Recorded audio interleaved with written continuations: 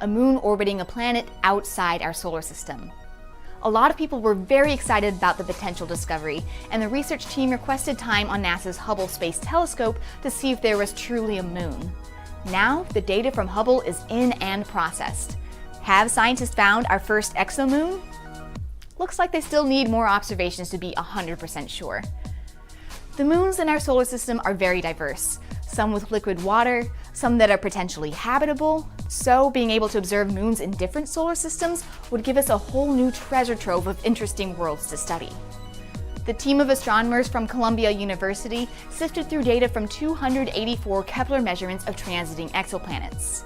A transit happens when a planet passes directly between us and its star and blocks out a small portion of the star's light, which produces a dip in the amount of light coming from that star over time, called a light curve.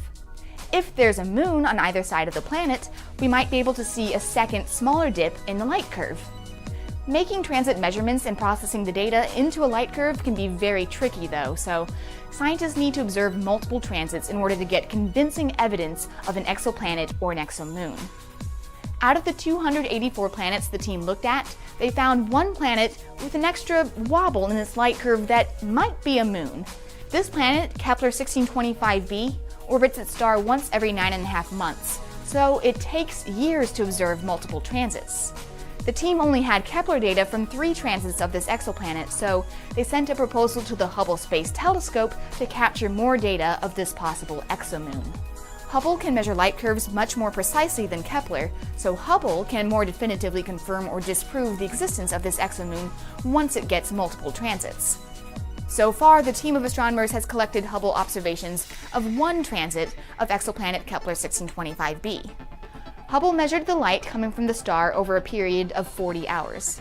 About 7 hours into the observation, the planet started its transit, which was about an hour earlier than predicted. A tantalizing piece of evidence that the planet has a large moon, because a moon would cause the planet to wobble in its orbit. The planet transited across the face of its star for 19 hours, as expected. Then, about 3.5 hours later, a second, smaller dip in the light curve started. That right there is intriguing evidence of an exomoon. The Hubble observation unfortunately concluded before the possible moon finished its transit, so Hubble hasn't yet observed a full transit. This light curve appears like it shows an exomoon, but we can't say it's a definitive detection until Hubble observes at least one more transit. If this is actually a moon, what do we know about it? The planet Kepler 1625b is likely several times the mass of Jupiter.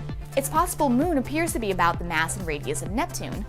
The ratio between the mass of this planet and its moon is about the same as between the Earth and our moon, but scaled way up. Neptune-sized moons are obviously not something that exists in our own solar system, and we're not sure exactly how such a moon would form. When scientists first started discovering exoplanets, a lot of them were several times the mass of Jupiter because big planets are easier to detect, so a similar thing may happen when discovering the first exomoons. Finding planets and moons so different from the ones in our own solar system gives us a lot more knowledge of the many diverse ways planetary systems can exist. In the near future, scientists hope to use the Hubble Space Telescope to try to confirm the discovery of this exomoon, and then they'll use Hubble for follow-up observations of other planetary systems discovered by observatories like Kepler and the recently launched Transiting Exoplanet Survey Satellite, TESS.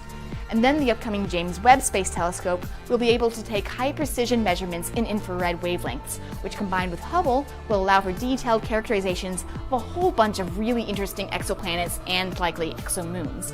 So, if you like planets, and honestly, who doesn't? Stay tuned to learn about all sorts of fascinating new worlds.